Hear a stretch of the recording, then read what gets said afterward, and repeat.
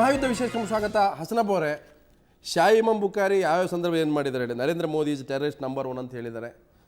Bukhari calls for national Muslim front ಅಂತ ಹೇಳಿದ್ದಾರೆ. ಸಮಾಜವಾದಿ party vote ಹಾಕಿ ಅಂತ ಹೇಳಿದ್ದಾರೆ. ಅಜಮ್ ಖಾನಿಗೆ ಸಮಾಜವಾದಿ ಪಕ್ಷದಿಂದ ಹೊರಗಾಕಿ.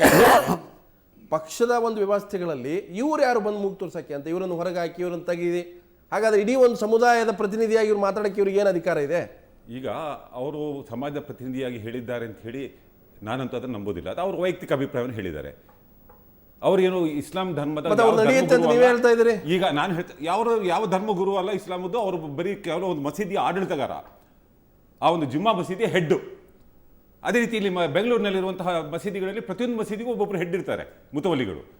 ಅವರೊಂದು ಹೇಳಿಕೆ ಮಾಡಿದ್ರೆ ಡಿಲ್ಲಿಯವರು ಒಪ್ಕೊಳ್ಬೇಕು ಅಂತಿಲ್ಲ ಅದನ್ನ. ಹಾಗೆ ನಿಮ್ಮ ಸಮುದಾಯಗಳನ್ನ ಅಥವಾ ಒಂದೊಂದು ಜಾತಿಗಳನ್ನ ಲೀಡ್ ಮಾಡೋರು ಯಾರು ಅಂತ ಅಲ್ಲಿ ಪ್ರಜ್ಞಾವಂತ ಧಾರ್ಮಿಕವಾಗಿ ಯಾವ ಲೀಡರು ಇಲ್ಲ. ಸ್ಪಷ್ಟವಾಗಿ ಹೇಳ್ತಾ ಇದ್ದೀನಿ, ಇಡೀ ಜಗತ್ತಿನಲ್ಲಿ ಮುಸಲ್ಮಾನರಿಗೆ ಒಬ್ಬ ಲೀಡರ್ ಅಂತ ಹೇಳುವಂಥದ್ದು ಇಲ್ಲ, ಖಂಡಿತವಾಗಿ ಇಲ್ಲ. ಆಯಾ ಲೋಕಲ್ ಜಮಾತ್ಗಳಲ್ಲಿ ಅವರವರೇ ನೋಡ್ಕೊಳ್ತಾರೆ ಅಷ್ಟೇ ಹೊರತು ಇಡೀ ಜಗತ್ತಿಗೆ ಒಬ್ಬ ಮುಸಲ್ಮಾನ. ರಾಜೀವ್ ಶುಕ್ಲಾ ನಿಮ್ಮ ಮಿನಿಸ್ಟರ್ ಆದಂತ ಹೋಗಿ ಅವ್ರನ್ನ ಕರ್ಕೊಂಡು ಬರ್ತಾರಲ್ಲ ಸೋನಿಯಾ ಗಾಂಧಿ ಭೇಟಿ ಮಾಡಿ ಅಂತೇಳಿ. ಏನ್ ಇಂಟ್ರೆಸ್ಟ್? ರಾಜಕೀಯ ಸ್ವಾಮ್ಯದು ಅಷ್ಟೇ. ಮುಸ್ಲಿಂ ಓಟ್ ಬೇಕು ನಿಮಗೆ, ನಮಗೆ ಎಲ್ಲರೂ ಬೇಕು, ಮುಸಲ್ಮಾನರಲ್ಲ. ನಾವು ಲಿಂಗಾಯತರ ಮಠಕ್ಕೂ ಹೋಗ್ತೀವಿ, ಒಕ್ಕಲಿಗರ ಮಠಕ್ಕೆ ಅಲ್ಲ. ನೀವು ಬೇರೆ ಕರೆದೇ ಇಲ್ಲ, ಕ್ರಿಶ್ಚಿಯನ್ ಪಾದ್ರಿನ ಕರೆದಿಲ್ಲ ಸೋನಿಯಾ ಗಾಂಧಿ, ಹಿಂದೂ ಸ್ವಾಮೀಜಿಗಳನ್ನ ಕರೆದಿಲ್ಲ, ಸಿಖ್ ಸ್ವಾಮೀಜಿಗಳನ್ನ ಕರೆದಿಲ್ಲ. ನಾವು ಕರಿತೀವಿ ಲೋಕಜನಗಳು ಎಲ್ಲ ಜಾಗಕ್ಕೆ ಸೋನಿಯಾ ಗಾಂಧಿ ಹೋಗ್ಲಿಕ್ಕೆ ಆಗೋದಿಲ್ಲ. ಡೆಲ್ಲಿಯಲ್ಲಿ ಯಾವುದೆಲ್ಲ ಮಠಗಳಿದೆಯೋ ಯಾವುದೆಲ್ಲ ಇದೆಯೋ ಚರ್ಚೆಗಳಿದೆಯೋ ಎಲ್ಲ ಹೋಗ್ಬೋದು. ಸೋನಿಯಾ ಬಿಗ್ ಇರೋದು ಮಾತ್ರ ಹಿಡಿಯೋದು, ನೀವು ದೊಡ್ಡದು ಮಾತ್ರ ಹಿಡ್ಕೊಳ್ಳೋದು ಅಲ್ಲ. ಎಲ್ಲ ಕಡೆಗೆ ಸೋನಿಯಾ ಗಾಂಧಿ ಹೋಗ್ಲಿಕ್ಕೆ ಆಗುತ್ತಾ? ಒಬ್ರು ನಾವು ಹೋಗ್ತೀವಿ, ಬುಖಾರಿ ಮಾತ್ರ ಕರ್ಕೋಬಹುದು. ಈಗ ಬೆಂಗಳೂರಿನಲ್ಲಿ ನಾವು ಹೋಗ್ತೀವಿ, ಎಲ್ಲ ಕಡೆಗೂ ಹೋಗ್ತೀವಿ, ಮಸೀದಿಗಳಿಗೂ ಹೋಗ್ತೀವಿ, ದೇವಸ್ಥಾನಗಳಿಗೂ ಹೋಗ್ತೀವಿ, ಚರ್ಚ್ಗಳಿಗೂ ಹೋಗ್ತೀವಿ, ಎಲ್ಲ ಮಠಗಳಿಗೂ ಹೋಗ್ತೀವಿ. ಅವ್ರ ಬೆಂಬಲ ಕೇಳ್ತೀವಿ ನಾವು. ವಿದ್ಯಾಸಂಸ್ಥೆಗಳಿಗೂ ಹೋಗ್ತೀವಿ, ಅಲ್ಲಿಗೂ ಹೋಗಿ ಬೆಂಬಲ ಕೇಳ್ತೀವಿ ನಾವು. ಏನ್ ತಪ್ಪು? ಎಸ್, ನಾನು ಮಾದೇವಪ್ರಕಾಶ್, ರಾಜಕೀಯ ಪಕ್ಷ ಕೇಳಬಾರ್ದ? ಸೋನಿಯಾ ಗಾಂಧಿ ಅವರು ಮುಸ್ಲಿಂ ವಿಚಾರದಲ್ಲಿ ಇವರು ಬುಖಾರಿ ಮಾತಾಡಿದರೆ ಅವರು ಪ್ರತಿನಿಧಿ ಅಲ್ಲ, ಒಂದು ಜುಮ್ಮಾ ಮಸೀದಿಗೆ ಅವರು ಅಷ್ಟೇ ಹೆಡ್ಡು. ಕರೆದು ಮಾತಾಡೋದೇ ಆದರೆ ಬೇರೆಯವರು ಕೂಡ ಮಾತಾಡ್ಬೋದಿತ್ತಲ್ಲ. ಅವರು ಸಮಸ್ಯೆಗಳಿದಲ್ವಾ, ಮುಸ್ಲಿಮರು ಮಾತ್ರ ಸಮಸ್ಯೆಗಳ? ಡೆಫಿನೆಟ್ ಆಗಿ ಗುರುದ್ವಾರ ಪ್ರಭಾಂಡಕ ಸಮಿತಿ ಅಂತ ಇದೆ ಸಿಕ್ಕರದು. ಆ ಗುರುದ್ವಾರ ಪ್ರಭಾಂಡಕ ಸಮಿತಿಯ ಅಧ್ಯಕ್ಷರು ಯಾರು ಇರ್ತಾರೆ ಅವ್ರನ್ನ ಕರೆದು ಮಾತಾಡಬಹುದಾಗಿತ್ತು. ಚುನಾವಣೆ ಇನ್ನೂ 1 ತಿಂಗಳಿದೆ ಸ್ವಾಮಿ. ಡೆಲ್ಲಿಯಲ್ಲಿ ಕರೆಸ್ತಾರೆ, ನೀವ್ಯಾಕೆ ಅಷ್ಟು ಗಡಿಬಿಡಿ ಮಾಡ್ತೀರಿ? ಒಂದು ಇಡೀ ಭಾರತದಲ್ಲಿ ಕನ್ಯಾಕುಮಾರಿಯಿಂದ ಕಾಶ್ಮೀರದವರೆಗೆ 14% ಮತ ಬ್ಯಾಂಕ್ ಅನ್ನು ಹೊಂದಿರುವಂತಹ ಮುಸ್ಲಿಮರ ವೋಟ್ ಬ್ಯಾಂಕ್ ಇವರಿಗೆ, ಕಾಂಗ್ರೆಸ್ನವರಿಗೆ. ಅದಕ್ಕೋಸ್ಕರ ಬುಖಾರಿಯನ್ನು ಹಿಡ್ಕೊಂಡಿದ್ದಾರೆ. ಅದು ಬಿಟ್ಟು ಇನ್ನೇನೂ ಇಲ್ಲ. ಜೊತೆಗೆ ಇವರು ಆಗಲೇ ಒಪ್ಕೊಂಡ್ರು, ನರೇಂದ್ರ ಮೋದಿ ಪ್ರಧಾನಿ ಆಗ್ಬಿಟ್ರೆ ನಮ್ಮ ಮುಸ್ಲಿಮರ ಸಂಪೂರ್ಣ ಸರ್ವನಾಶ ಆಗೋಗುತ್ತೆ ಅನ್ನುವಂತಹ ಹೆದರಿಕೆ ಇದೆ ನಿಮಗೆ. 2009ರಲ್ಲಿ ಮುಸ್ಲಿಮರು 55% ಓಟ್ ಪೋಲ್ ಆಗಿದೆ. 1999ರಲ್ಲಿ ಮಾತ್ರ ಅತಿ ಹೆಚ್ಚು 67% ಆಗಿದೆ. ಇವರಿಗೆ ಆ ವೋಟ್ ಬ್ಯಾಂಕ್ ಮೇಲೆ ಕಣ್ಣಿದೆ ಕಾಂಗ್ರೆಸ್ಗೆ. ಅವ್ರಿಗೆ ಭಯ ಇದೆ, ಈ ಸಲ ನಾವು ಚುನಾವಣೆ ಸೋತೋಗ್ಬಿಟ್ರೆ ಹೇಗೆ. ಅವರಿಗೆ ಮಾತ್ರ ಅಲ್ಲ, ಮೋದಿ ಅವರು ಹೇಳಿದ್ದಾರೆ, ಅವರಿಗೂ ಕಣ್ಣಿದೆ. ಅವರು ಹೇಳಿದ್ದಾರೆ, ನಾವು ಬಹಳ ಇದು ಕಾಂಗ್ರೆಸ್ಗಿಂತ ಚೆನ್ನಾಗಿ ನಿಮ್ಮನ್ನು ನೋಡ್ಕೊಳ್ತೀವಿ ಬನ್ನಿ ಅಂತ ಹೇಳಿ ಅಲ್ಲಿ ಕ್ಷಮೆ ಕೇಳಿದ್ದಾರೆ. ಅವರ ಒಂದು ಯಾರ್ಯಾರು ಹಿಂದೂ ಹೆಂಗಸರಿಗೆ ಬುರ್ಕಾಕ್ಸೊಂದು ಕೂರಿಸಿದ್ದು ಇದೆ ನೋಡಿದೀನಿ ನಾನು. ಅದೇ ಹಸನಬ್ಬ ಅವರೇ, ನೀವು ಅಷ್ಟೇ, ಬಿಜೆಪಿ ಅವರಷ್ಟೇ, ಇಬ್ರು ಈ ದೇಶಕ್ಕೆ ದೊಡ್ಡ ಶಾಪಗಳು. ಇವರು ನಿಮ್ಮ ಯಾರು ಆಗ್ಬೇಕು ಅಂತ ಹೇಳ್ತೀವಿ. ಪಕ್ಷಗಳ ಹಿತದೃಷ್ಟಿಯಿಂದ ನೀವು ಮುಸ್ಲಿಮರಿಗೂ ಮೋಸ ಮಾಡ್ತೀರಿ, ಹಿಂದೂಗಳಿಗೂ ಮೋಸ ಮಾಡ್ತೀರಿ. ಓಕೆ, ಆಯ್ತು. ಬಿಜೆಪಿ ಬೇಡ, ಕಾಂಗ್ರೆಸ್ ಬೇಡ, ಯಾವುದಕ್ಕೆ ಬೆಂಬಲ? ಹೊಸದೊಂದು ರಾಜಕೀಯ ವ್ಯವಸ್ಥೆ ಕಟ್ಟಿ ಒಂದು ಅದು ಸೃಷ್ಟಿ ಆಗ್ತಾ ಇದೆ ಇವತ್ತು. ಮತ್ತೆ ಇನ್ನೊಂದು ಹೂಗಾರವರೇ, ನಾವು ಗಮನಿಸಬೇಕಾದಂತಹ ಅಂಶ ಹೊಸ ತಲೆಮಾರಿನ ಯುವಕರಿದಾರಲ್ಲ ಮುಸ್ಲಿಮರು, ಅವರು ಬದಲಾಗ್ತಾ ಇದ್ದಾರೆ.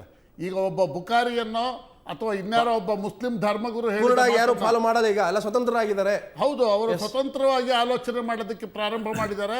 ಯಾವುದು ಒಳ್ಳೆಯದು ಯಾವುದು ಸರಿ ಅನ್ಬಿಟ್ಟು ಅನ್ನುವ ಆಲೋಚನೆಯ ನೆಲೆಯಲ್ಲಿ ಅವರು ನಿರ್ಧಾರವನ್ನು. ಇದು ಒಂದು ತಪ್ಪು ಕಲ್ಪನೆ ಇದೆ. ಈಗ ಅವ್ರು ಹೇಳಿದ್ರು, ಮಹಾದೇವಪ್ರಕಾಶ್ ಅವರು, ಈ ಧರ್ಮಗುರುಗಳು ಈ ತರ ರಾಜಕೀಯದಲ್ಲಿ ಈ ತರ ಮಾಡಬೇಕು ಅಂತ ಹೇಳ್ತಾ ಅಂತ ಇಲ್ಲ, ಹೇಳೋದಿಲ್ಲ.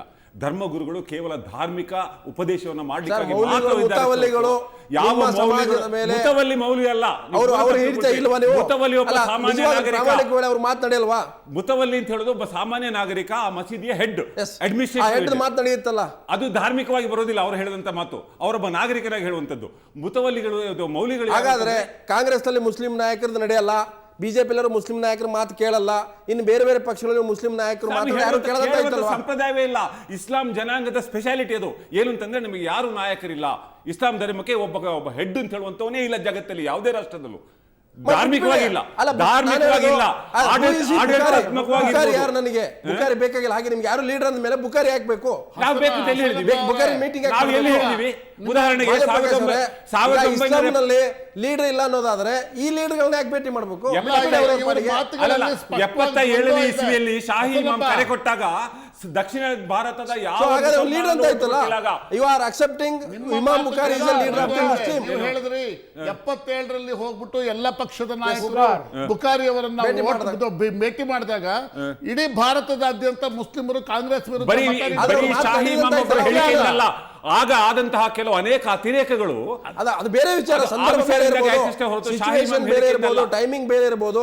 ಅವ್ರ ಮಾತು ನಡೀತಂತ ಆಯ್ತಲ್ಲ, ನೀವು ಒಪ್ಕೊಂಡಿರಲ್ಲ? ಅದನ್ನೇ ಹೇಳ್ತಾ ಇದ್ರಲ್ಲ, ಅವರ ಮಾತು ನಡೆಯುವವರು ಇಲ್ಲಿ ಅವರ ಮಾತನ್ನು ಕೇಳುವವರು ಕೂಡ ಇದ್ದಾರೆ, ಆದರೆ ಅಧಿಕೃತವಾಗಿ ಅಲ್ಲ. ಬಟ್ ಇದು ಅಧಿಕೃತ ಭೇಟಿ ಅಲ್ವಾ? ಭೇಟಿ ಅಧಿಕೃತ ಆಗಿರ್ಬೋದು, ಧಾರ್ಮಿಕವಾಗಿ ಯಾವ ನಾಯಕನು ಇಸ್ಲಾಂನಲ್ಲಿ ಇಲ್ಲ. ಎಸ್, ಒಂದ್ ನಿಮಿಷ ಮಧುಸೂದನ್ ಅವರೇ, ಧಾರ್ಮಿಕವಾಗಿ ನಾವು ಹೇಳ್ತಾ ಇದ್ರೆ ಕಾಂಗ್ರೆಸ್ ಪಕ್ಷ ಚುನಾವಣಾ ರಣರಂಗದಲ್ಲಿ ಅಪೀಸ್ಮೆಂಟ್ ಪಾಲಿಟಿಕ್ಸ್ ಮಾಡ್ತಾ ಇದೆ, ಮುಸ್ಲಿಮರನ್ನು ಓಲೈಸುವಂತ ಪ್ರಯತ್ನ ಮಾಡ್ತಾ ಅಂತ ಹೇಳೋದಾದ್ರೆ, ಬಿಜೆಪಿ ರಾಷ್ಟ್ರೀಯ ಅಧ್ಯಕ್ಷ ರಾಜನಾಥ್ ಸಿಂಗ್ ಅವರು ಮುಸ್ಲಿಮರಿಗೆ ಕ್ಷಮೆ ಕೇಳ್ತಾರಲ್ಲ ಸ್ವಾಮಿ. ಕ್ಷಮೆ ಅಂತಂದ್ರೆ ತಪ್ಪು ಮಾಡಿದ ಮೇಲೆ ತಾನೇ ಕೇಳೋದು. ಹಾಗಾದ್ರೆ ಯಾಕೆ ಕ್ಷಮೆ ಕೇಳಿದ್ರು? ಇಲ್ಲ, ಇಲ್ಲಿ ಪ್ರಶ್ನೆ ಬಂದಿದ್ದು ಅದಲ್ಲ. ಇಲ್ಲಿ ಚರ್ಚೆ ನಡೀತಾ ಇರಬೇಕಾದ್ರೆ ಇವರು ಬುಖಾರಿ ಅವ್ರನ್ನ ಯಾಕೆ ಕರೆಸ್ಕೊಂಡ್ರು ಸೋನಿಯಾ ಗಾಂಧಿ ಅವರು ಅನ್ನೋದಕ್ಕೆ ಒಂದು ಬಹಳ ಗುಟ್ಟಿನ ಮಾತಿದೆ. ಅದರಲ್ಲಿ 2012ರಲ್ಲಿ ಉತ್ತರ ಪ್ರದೇಶದಲ್ಲಿ ಇದೇ ಬುಖಾರಿ ಅವರು ಮುಲಾಯಂ ಸಿಂಗ್ ಯಾದವ್ಗೆ ಸಪೋರ್ಟ್ ಮಾಡಿದ್ರು. ಈ ಕಾರಣಕ್ಕೋಸ್ಕರವಾಗಿ ಇವರ ಅಳಿಯ ಯಾರಿದ್ದಾರೆ, ಬುಖಾರಿ ಅವರ ಅಳಿಯ, ಅವ್ರ ಹೆಸರು ಉಮರ್ ಅಲಿ ಖಾನ್ ಅಂತ, ಅವ್ರನ್ನ ಉತ್ತರ ಪ್ರದೇಶದಲ್ಲಿ MLC ಮಾಡ್ತಾರೆ. ಇಲ್ಲಿ ವ್ಯಾಪಾರ ನಡೆಯುತ್ತೆ. ಇಲ್ಲಿ ಯಾವುದೋ ಅವ್ರ ಲೀಡರ್ ಎಲ್ಲ ಅಂತ ಹೇಳ್ತದಲ್ಲ, ಒಳ್ಳೆ ಕಥೆ ಐತಲ್ಲ. ಮಧುಸೂದನ್ ಅವರೇ, ನೀವು ವ್ಯಾಪಾರ ಮಾಡ್ತೀರಿ, ನಿಮ್ಮ ಪಕ್ಷದ ಅಧ್ಯಕ್ಷರು ಮುಸ್ಲಿಮರಿಗೆ ನಿಮ್ಮ ರಾಜನಾಥ್ ಸಿಂಗ್ ಅವರು ಕ್ಷಮೆ ಕಾಂಗ್ರೆಸ್ ಶಾಸಕರನ್ನೇ ಕ್ರಯಕ್ಕೆ ಕೊಂಡುಕೊಂಡಂತವರಿಗೆ, ನಿಮಗೆ ಕಾಂಗ್ರೆಸ್ JDS ಶಾಸಕರನ್ನೇ ಕ್ರಯಕ್ಕೆ ಕೊಂಡುಕೊಂಡು ಇಲ್ಲಿ ಒಂದು ಮಾತು ಅಲ್ಲ ಒಂದು ಮಾತು ನನಗೆ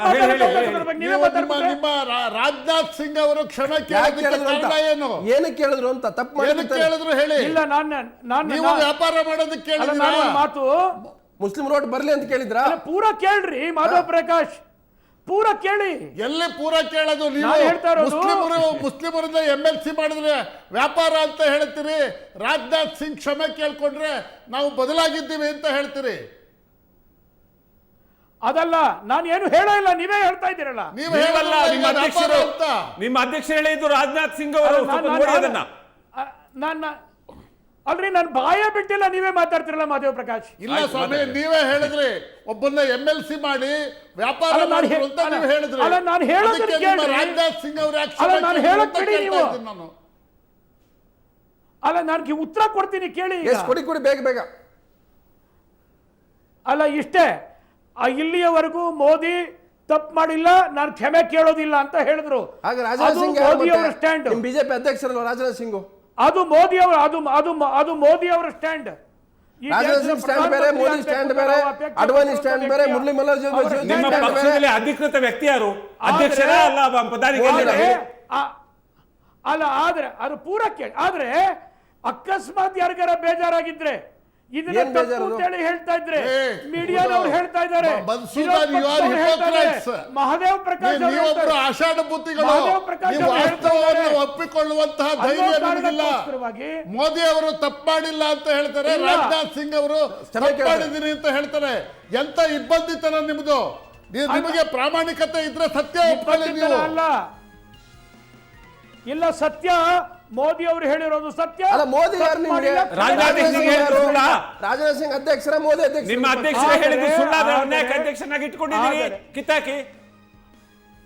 ಇಬ್ಬಂದಿತನ ಬಿಜೆಪಿ ಅವರು ಪ್ರಾಮಾಣಿಕವಾಗಿ ಸತ್ಯ ಒಪ್ಕೊಳ್ಳಿ. ಯಾರ್ದಾರ ಮನಸ್ಸಿಗೆ ಬೇಜಾರಾಗಿದ್ರೆ ನಾನು ಅದಕ್ಕೆ ವಿಷಾದ ಇದು ಉದಾರತೆ. ಇದು ಉದಾರತೆ. ಮಧುಸೂದನ್ ಅವರೇ, ಚರ್ಚೆ ಟೈಮ್ ಮುಕ್ತಾಯ ಆಗ್ತಾ ಇದೆ. ಮಧುಸೂದನ್, ಮಧುವ್ ಪ್ರಕಾಶ್, ಹಸನಪ್ಪ ಇಷ್ಟೋ ಚರ್ಚೆ ಬಗ್ಗೆ ಆಗಿದ್ರೆ, ಯಾವುದೇ ಒಂದು ರಾಜಕೀಯ ಪಕ್ಷಕ್ಕೆ ಸಮುದಾಯಗಳು, ಜಾತಿಗಳು, ಮಠಗಳು, ಸ್ವಾಮೀಜಿಗಳು ಅನಿವಾರ್ಯ ಅನ್ನೋದು ಮತ್ತೆ ಸಾಬೀತಾಗ್ತಾ ಇದೆ. ಇದು ಇವತ್ತಿನ ಪ್ರಜಾತಂತ್ರದ ಒಂದು ಅಣುಕು. ಯಾಕಂತಂದರೆ ಧರ್ಮದಲ್ಲಿ ರಾಜಕಾರಣ ಬೆರಿಬಾರ್ದಂತ ಸ್ವಾಮೀಜಿಗಳು ಹೇಳ್ತಿದ್ದಾರೆ. ಆದರೆ ರಾಜಕಾರಣದಲ್ಲಿ ಧರ್ಮವನ್ನು ತಮಗೆ ಬೇಕಾಗದ ಬೆರೆಸ್ತಾನೆ ರಾಜಕೀಯವನ್ನು ಮಾಡ್ತಾ ಇರ್ತಕ್ಕಂಥದ್ದು ಈಗಲೂ ಕೂಡ ಎದ್ದು ಕಾಣ್ತಾ ಇದೆ. ಇದು ಇವತ್ತಿನ ನ್ಯೂಸ್ ಅವರ್ ನೇರದಿಟ್ಟ ಜನತೆ ಸುದ್ದಿ ನೋಡ್ತಾರೆ. Soda news.